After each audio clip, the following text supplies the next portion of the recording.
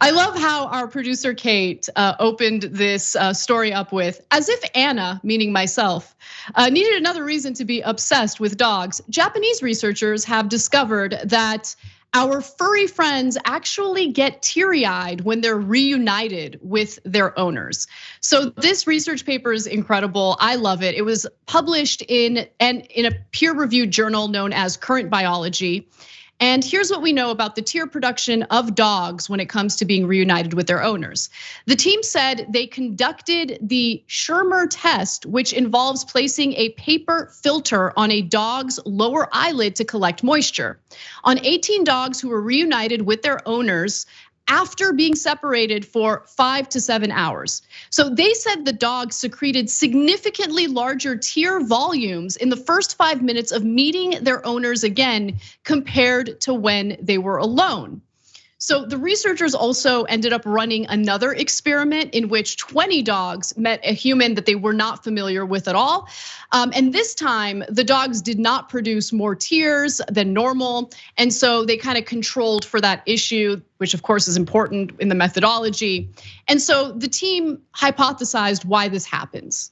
And I love this. So the team hypothesized that oxytocin, the hormone that helps with bonding and feelings of love, is related to a dog's tear production.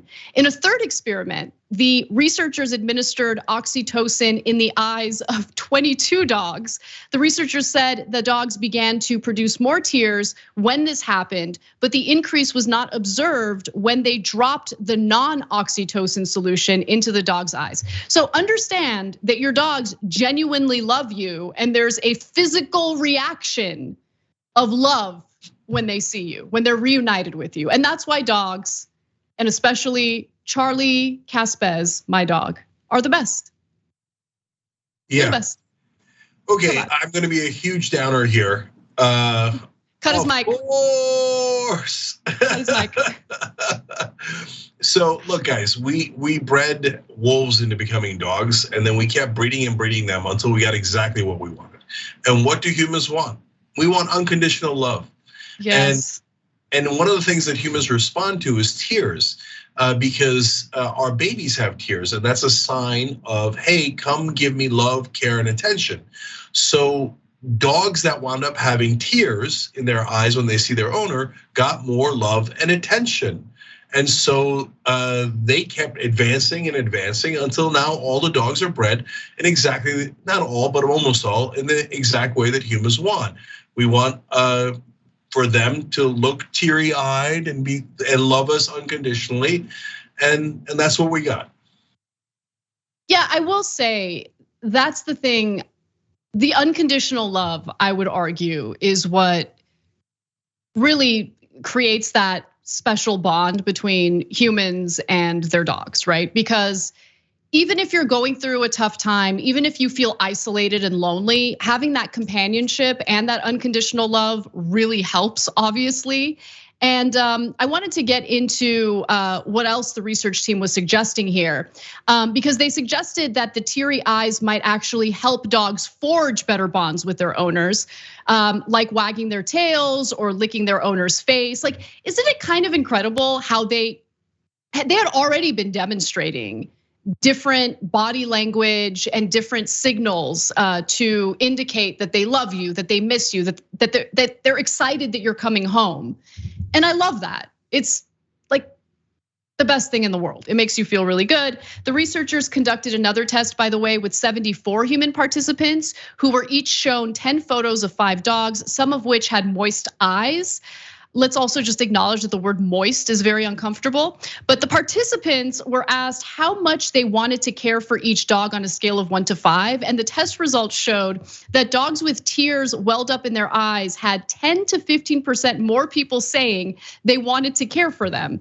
Because yeah, it signals to our brain when we see teary eyes like, oh, let me care for this person, or in this case, this dog.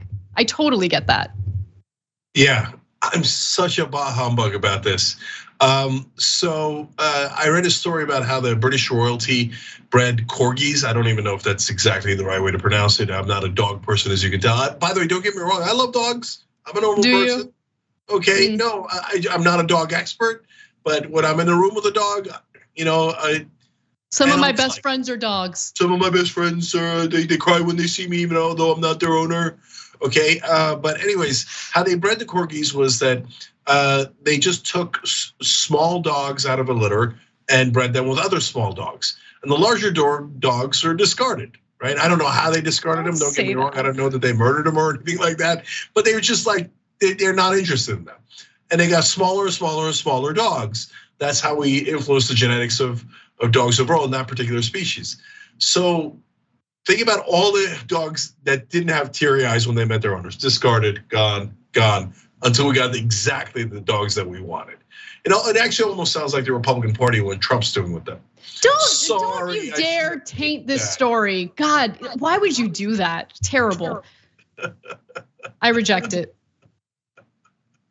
Okay. I love dogs, but because we made them, so I have to love them. They're designed for us.